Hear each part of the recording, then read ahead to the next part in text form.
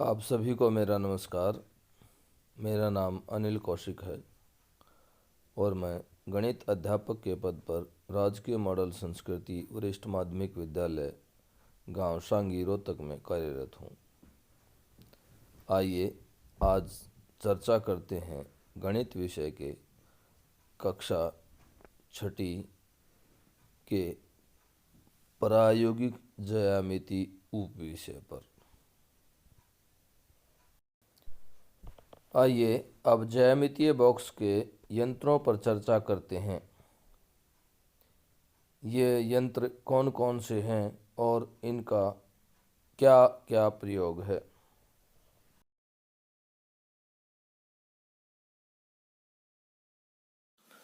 आइए अब geometry box के यंत्रों पर चर्चा करते हैं।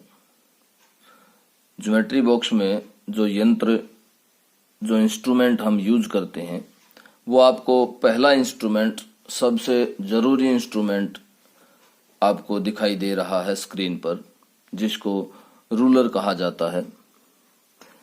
इसमें एक तरफ जो नॉर्मल होता है उसमें एक तरफ सेंटीमीटर होते हैं, ये जो छोटे हैं ये सेंटीमीटर हैं, और इसी तरह से जो बड़े हैं वो इंचेस हैं। ये देखिए, तो ये आधा फुट के बराबर होता है और इसमें 6 इंचेस के लगभग होते हैं। ये देखिए 6 इंचेस हैं, और इसी तरह से सेंटीमीटर जो हैं वो इसमें 15 होते हैं।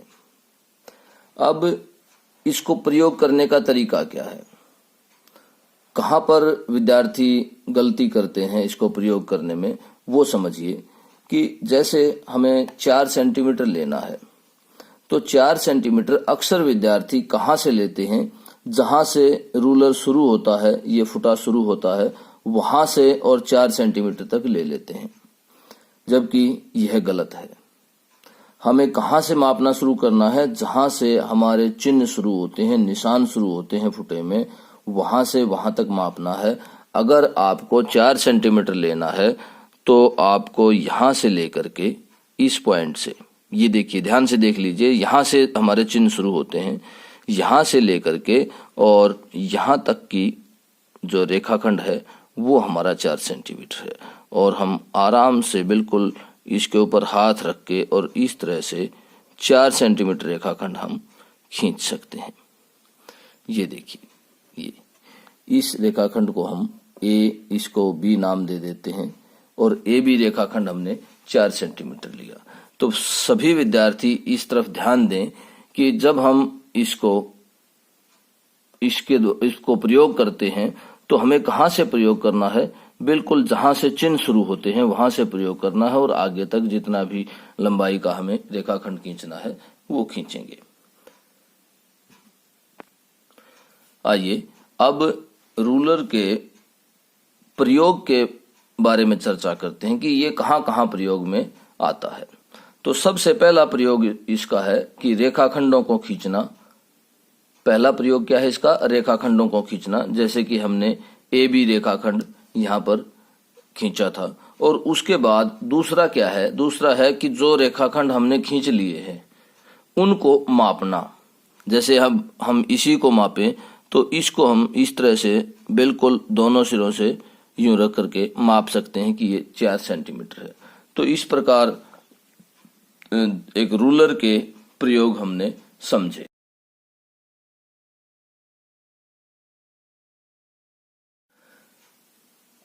आइए अब प्रकार के बारे में चर्चा करते हैं कि प्रकार क्या होता है, किस तरह का होता है। जैसा कि आपको स्क्रीन पर दिखाई दे रहा है, यह एक प्रकार है। इसके 2 सिरे होते हैं, एक सिरा यह है और दूसरा सिरा यह है। 2 सिरे होते हैं, एक सिरा नुकीला होता है और दूसरे सिरे पर पेंसिल डालने का स्थान होता है। इस तरह से इसको भी प्रयोग करने में हमें 2 चीजों का बहुत ही ध्यान पूर्वक पालन करना है। पहला कि यहाँ से जो प्रकार है वो थोड़ा सा टाइट होना चाहिए, ताकि ये बार बार जब हम प्रयोग करें तो ये ऊपर नीचे ना हो, ज्यादा ना खुले और कम बंद ना हो।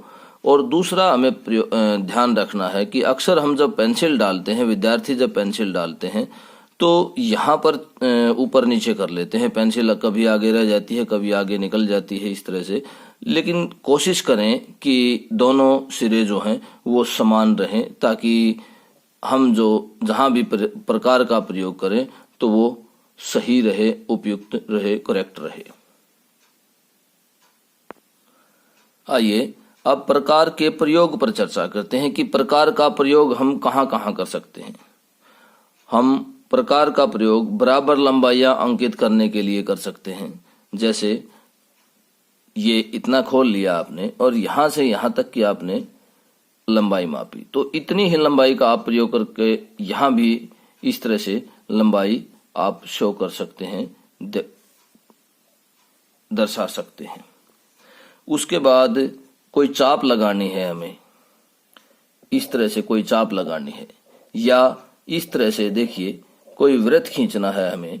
अगर हमें कोई वृत्त खींचना है इस तरह से, तो वृत्त भी खींचा जा सकता है।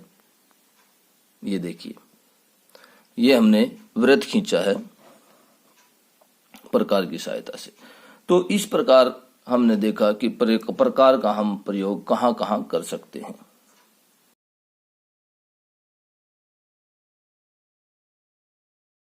जैसा कि आप स्क्रीन पर देख पा रहे हैं, इसको डिवाइडर बोला जाता है। डिवाइडर और प्रकार में क्या अंतर है यह भी देख लीजिए। प्रकार के एक सिरा नुकीला होता है और दूसरे सिरे पर पेंसिल होती है, जबकि डिवाइडर के दोनों सिरे जो हैं वो क्या होते हैं, नुकीले होते हैं। और इसका प्रयोग कहाँ होता है? डिवाइडर का प्रयोग लंबाइयों की तुलना करने में होता है। जैसे हमें इन दोनों रेखाखंडों को मापना है, देखना है कि कौन सा बड़ा है कौन सा छोटा है। हमने एक प्रकार डिवाइडर द्वारा एक रेखाखंड को माप लिया, या डिवाइडर को इतना एक रेखाखंड की लंबाई के बराबर हमने खोल लिया। अब दूसरे के एक बिंदु पर लगाकर देखते हैं कि अगर रेखाखंड बड़ा है तो हम ये कहेंगे कि यह रेखाखंड पहले रेखाखंड से बड़ा है, छोटा है दिखाई दे तो छोटा। तो इस तरह से हम डिवाइडर का प्रयोग करते हैं।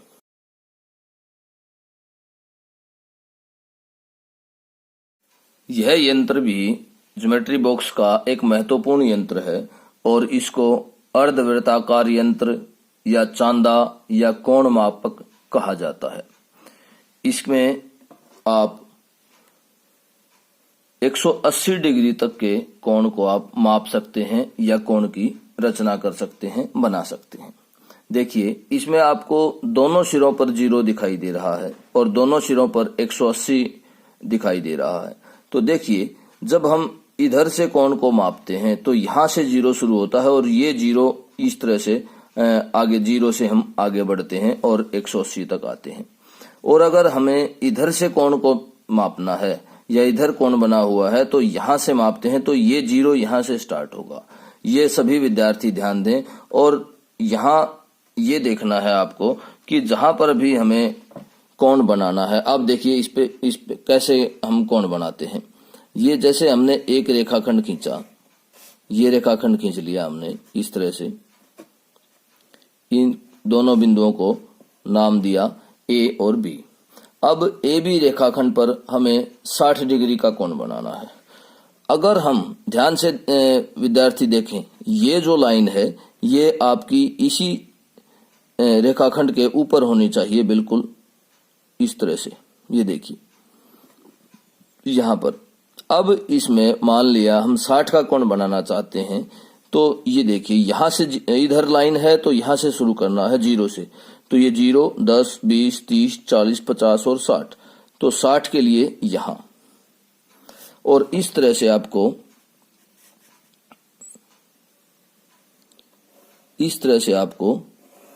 ये खींचना है।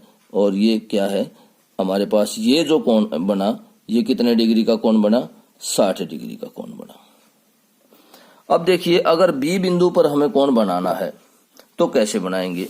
बिल्कुल प्रोसेस वही है कि आप इस लाइन को बिल्कुल आप जो आपके पास रेखाखंड है उस पर रखिए और अगर रेखा आपकी इधर है, अब कहाँ है रेखा, इस तरफ है, तो यहां से आपको 0 से स्टार्ट करना है और लेके जाना है। अब अगर मैं मान लिया इस बी बिंदु पर 130 डिग्री का कोण बनाना चाहूं तो यहां से 0 से देखिए तो ऊपर वाला लेंगे हम 130 डिग्री, ये रहा।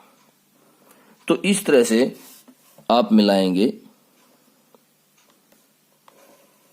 ये भी ध्यान रखना है, ये रेखा जो आप खींच रहे हैं या किरण खींच रहे हैं, ये उसी बिंदु से होकर गुजरे जहां पर आपने निशान लगाया है।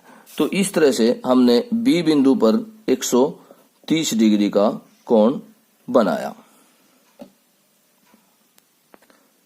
तो इस प्रकार हमने देखा कि चांदे का प्रयोग हम किस प्रकार से कर सकते हैं और कहां से कहां तक के कोण बनाने के लिए हम चांदे का या अर्धवृत्ताकार यंत्र का प्रयोग कर सकते हैं।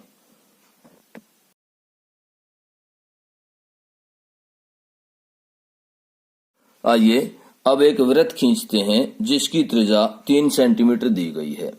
तो सबसे पहले हम रूलर लेते हैं और रूलर में 3 सेंटीमीटर प्रकार खोलते हैं। रूलर से, रूलर का प्रयोग करते हुए इस तरह से 3 सेंटीमीटर हमने प्रकार खोल लिया। अब हमें एक बिंदु लेना है जिसको हम वृत्त का केंद्र बनाएंगे। यह बिंदु हमने ले लिया, इसको हम केंद्र कहेंगे, वृत्त का केंद्र। उसके बाद हमने प्रकार का नुकीला सिरा इस केंद्र के ऊपर रखना है और इसको चारों तरफ घुमा देना है इस तरह से।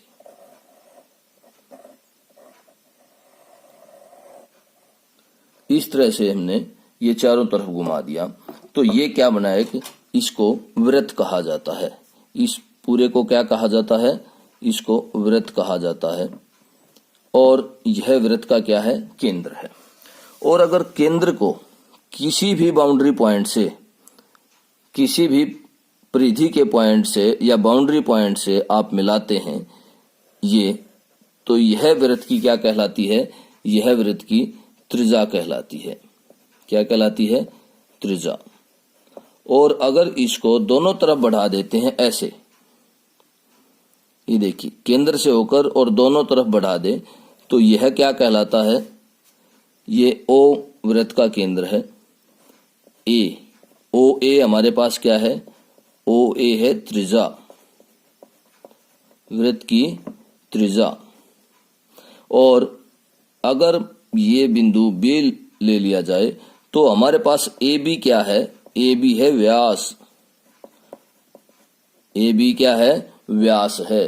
तो इस प्रकार हमने यहाँ यह भी समझा कि व्यास जो है वो त्रिज्या का 2 गुना होता है। और किस प्रकार से हम एक केंद्र को लेकर और दिए गए त्रिज्या से, यहाँ पर त्रिज्या कितने सेंटीमीटर दी गई है, 3 सेंटीमीटर हमें त्रिज्या दी गई है। और दी गई त्रिज्या के अनुसार हमने वृत्त को खींचा है।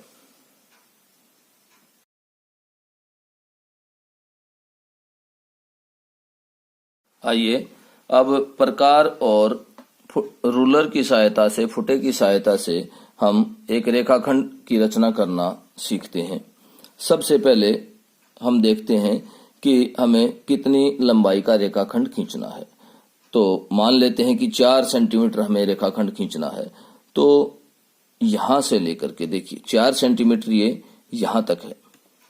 तो इस प्रकार हम प्रकार को खोलेंगे और आपको एक बिंदु लेकर के इस तरह से, और सिर्फ छोटी सी आपको इस प्रकार चाप लगा देनी है। और फिर पेंसिल की सहायता से और इस प्रकार पेंसिल की सहायता से, ये देखिए ये 4 सेंटीमीटर है और आपको मिला देना है। हाँ, यहाँ पर ये ध्यान रखें कि ए बी जो है, आप दोनों बिंदुओं को, क्योंकि रेखाखंड हमने खींचा है तो ए बी रेखाखंड है यहाँ पर। और इस बात का विशेष ध्यान रखें कि प्रकार के अंदर जो पेंसिल है उसको बार बार ना हिलाएं डुलाएं, ताकि कोई भी जो रचना हम करते हैं उसमें गलती होने का चांसेस ना रहे। तो इसलिए आप जो लाइन खींचने के लिए है पेंसिल का प्रयोग, दूसरी पेंसिल का प्रयोग करें। तो इस प्रकार हमने देखा कि प्रकार और फुटे की सहायता से हम किस प्रकार एक रेखाखंड की रचना कर सकते हैं।